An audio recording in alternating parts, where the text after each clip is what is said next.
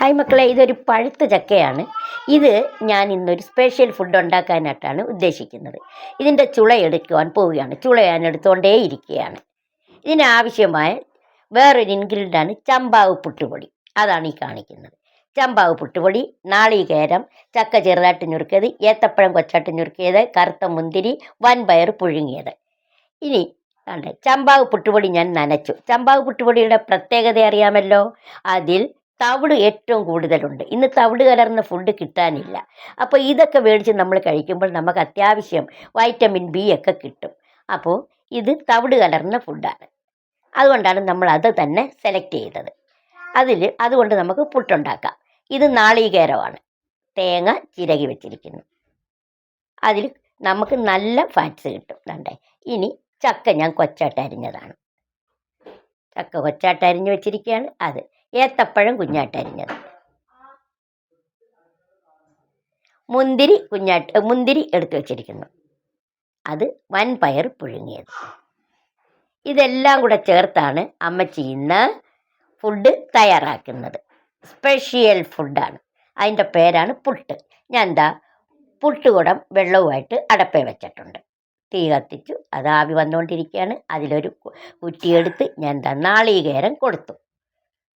നാളികേരം ചേർത്ത് കൊടുത്തു. ആദ്യമായിട്ട് കൊടുത്തിരിക്കുന്നത് നാളികേരമാണ്. തിരിങ്ങിയ നാളികേരം ചേർത്ത് കൊടുത്തു.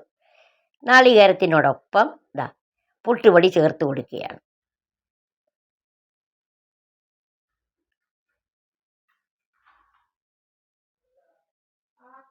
ഇനി നമ്മൾ ചെറുതായിട്ട് അരിഞ്ഞു വെച്ചിരിക്കുന്ന പഴുത്ത ചക്കയാണ് പുട്ടുപൊടിക്ക് മേലെ കൊടുക്കുന്നത്. പുട്ടുപൊടിക്ക് മേലെ പഴുത്ത ചക്ക നമ്മൾ ചേർത്ത് കൊടുക്കുന്നു. അത് കഴിഞ്ഞ് നമ്മൾ ഒരു സ്പൂൺ പുട്ടുപൊടിയും കൂടെ കൊടുക്കുന്നു. വേണ്ടേ, ഏത്തപ്പഴം ഞുറുക്കിയതാണ് അതിൽ ചേർത്ത് കൊടുക്കുന്നത്. ഏത്തപ്പഴം ഞുറുക്കിയത് ചേർത്ത് കൊടുക്കുന്നു. ഏത്തപ്പഴത്തിൻ്റെ പ്രത്യേകത അറിയാമല്ലോ. പൊട്ടാസ്യത്തിൻ്റെ കുറവുകളൊക്കെ മാറ്റിക്കിട്ടും. നമുക്കാവശ്യമായ പൊട്ടാസ്യം ഏത്തപ്പഴത്തിലൂടെ ലഭിക്കുന്നുണ്ട്. അതിനാണ് നമ്മൾ ഏത്തപ്പഴവും കൂടെ എടുത്തത്. അപ്പോൾ നമുക്ക് പുട്ടുപൊടിക്കകത്ത് തവിട്. ഇത് നമ്മൾ വൻപയറാകുമ്പോൾ പ്രോട്ടീൻസ് ധാരാളം അതിലുണ്ട്. ഡയറക്റ്റ് പ്രോട്ടീൻ നമുക്ക് കിട്ടുന്നുണ്ട്. ഇനി രക്തത്തിൻ്റെ കുറവ് വല്ലതും ഉണ്ട്, മുന്തിരി കൊടുക്കുന്നുണ്ട്. രക്തത്തിൻ്റെ കുറവിനെ പരിഹരിക്കാൻ മുന്തിരി കൊടുക്കുന്നുണ്ട്. വീണ്ടും നമ്മൾ അതിൻ്റെ പുറത്ത് ഒരു സ്പൂൺ നാളികേരവും കൂടെ കൊടുക്കുകയാണ്. നോക്കിയാട്ടെ, അപ്പോൾ എന്തൊക്കെയാണ് ആ ഒരു കുറ്റിക്കകത്തുള്ളത്. അതേപോലെ രണ്ടാമത്തെ കുറ്റിയും എടുത്തു. അതിലേക്ക് ഞാൻ നാളികേരം ചിരകിയത് കൊടുക്കുവാണ്. ഇനി നമുക്കൊന്ന് മറിച്ച് കൊടുക്കാം. നാളികേരത്തിന് ശേഷം ഞാൻ കൊടുക്കുന്നത് വൻപയറാണ്. തിരിച്ചും മറിച്ചും നമുക്ക് കൊടുത്തു നോക്കാമല്ലോ. വൻപയർ കൊടുക്കുന്നു. വൻപയർ ചേർത്തതിന് ശേഷം പുട്ടുപൊടി ചേർത്ത് കൊടുക്കുന്നു.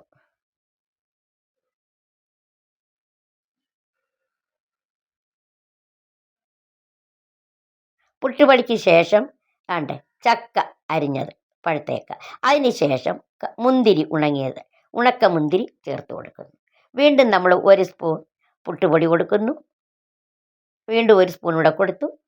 ഇനി നമ്മൾ ഏത്തപ്പഴം ഞുറുക്കിയത് അതിൻ്റെ മുകളിൽ കൊടുക്കുകയാണ്.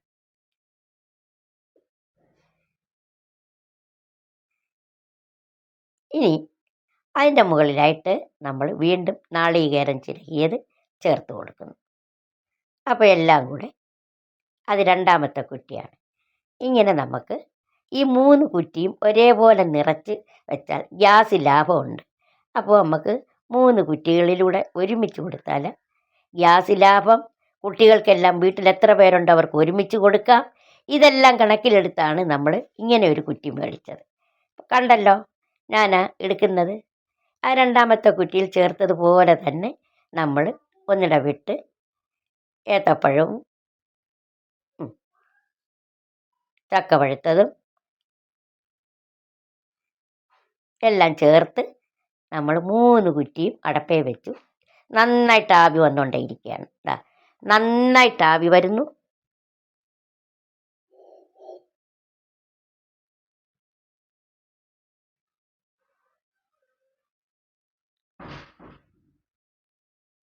ഒരുമിച്ച് തന്നെ ആവി വരുന്നുണ്ട്.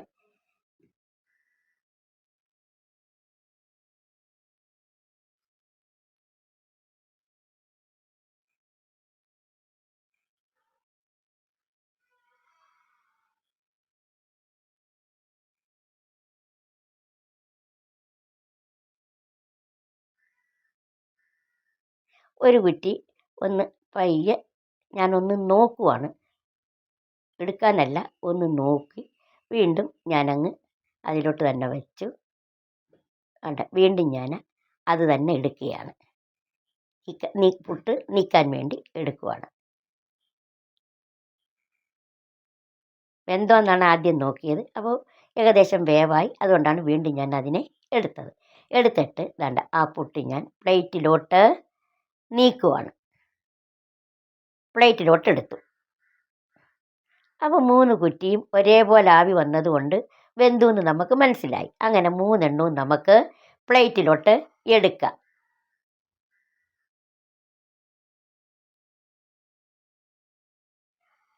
പയ്യെ നീക്കുക.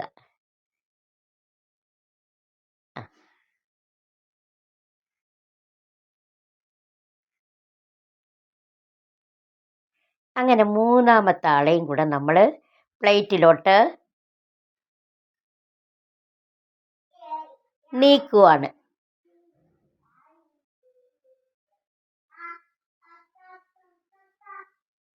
ഇനി ഞാനൊരു സർപ്രൈസാണ്. ഇരുമ്പട്ടി അടപ്പയിൽ വെച്ചു കുറച്ച് വെളിച്ചെണ്ണ ഒഴിച്ചിട്ടുണ്ട്. അതെന്തിനാണെന്നറിയാമോ?